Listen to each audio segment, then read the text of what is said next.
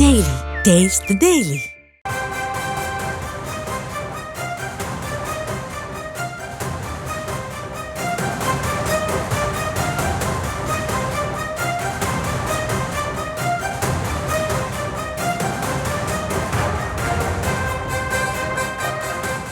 அண்மை செய்திகளை பார்த்து வருகிறோம். திருப்புவனம் அஜித்குமார் கஸ்டடி மரணத்தில் விசாரணை அறிக்கையானது இன்று தாக்கல் செய்யப்பட இருக்கிறது. முழுமையான விவரங்களை தர இணைகிறார் எமது செய்தியாளர் நாகேந்திரன். அவரிடம் பேசலாம். வணக்கம் நாகேந்திரன், விவரங்கள்.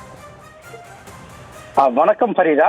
சிவகங்கை மாவட்டம் திருப்புவனம் அடுத்துள்ள மடப்புறம் பத்ரகாளி அம்மன் கோவிலில் அந்த தனியார் காவலராக பணியாற்றி வந்த அஜித்குமார் காவலர்களால் அந்த நகை திருட்டு வழக்கிற்காக விசாரணைக்கு அழைத்து செல்லப்பட்டு பல்வேறு பகுதிகளில் வைத்து சட்டவிரோதமாக தாக்கப்பட்டதில் அவர் உயிரிழந்து அது கொலை வழக்காக பதிவு செய்யப்பட்டிருக்கிறது.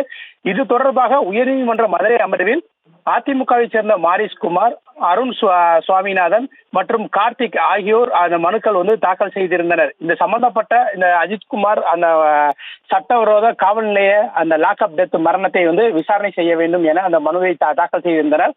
இந்த மனு மீதான விசாரணை கடந்த 1ஆம் தேதி உயர்நீதிமன்ற மதுரை அமர்வு நீதிபதிகள் SM சுப்பிரமணியம் மற்றும் மரியா கிளாட் ஆகியோர் அமர்வு முன்பு விசாரணைக்கு வந்தது. அப்போது நீதிபதிகள் அரசுக்கு எதிராகவும் காவல்துறைக்கு எதிராகவும் பல்வேறு விதமான கேள்விகளை, அடுக்கடுக்கான கேள்விகளை எழுப்பியிருந்தனர். இந்த நிலையில்தான் அன்று அந்த உயர்நீதிமன்ற மதுரை அமர்வில் அந்த விசாரணையை நடைபெற்ற நிலையில்தான் அந்த கோவில் அந்த உதவி ஆணையர் அந்த நீதிமன்றத்தில் அன்று ஆஜராகி அந்த வழக்கு தொடர்பான அந்த விவரங்களை தெரிவிக்க அந்த உத்தரவு பிறப்பிக்கப்பட்டிருந்தது. அதன் அடிப்படையில் கோவில் உதவி ஆணையர் நீதிமன்றத்தில் ஆஜராகி விவரங்களை அளித்திருந்தார். மேலும் அந்த காட்சிகளை பதிவு செய்த சதீஸ்வரன் மற்றும் அந்த சாட்சியங்களிடம் அந்த விசாரணை என்பது அன்று நீதிமன்றத்தில் நடைபெற்றது.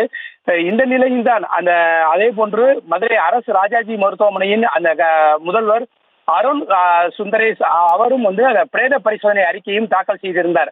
அதனை பார்த்துதான் நீதிபதிகள் கடும் கோபம் அடைந்து இதில் ஒருவரை கொலை செய்வர்கள் கூட, கூலிப்படைகள் கூட இது போன்று அந்த கொலை செய்ய மாட்டார்கள். அந்த அளவுக்கு உடல் உள்ள அனைத்து உறுப்புகளிலும் தாக்கி அந்த கொலை என்பது அந்த உயிரிழப்பு என்பது நடந்திருக்கிறது எனவும் இதற்கு நீதி விசாரணை நாங்கள் உத்தரவிடுவதாகவும் அதற்காக மதுரை மாவட்ட நீதிபதியாக இருக்கக்கூடிய ஜான் சுந்தர்லால் சுரேஷை நீதிமன்றம் நியமித்தது.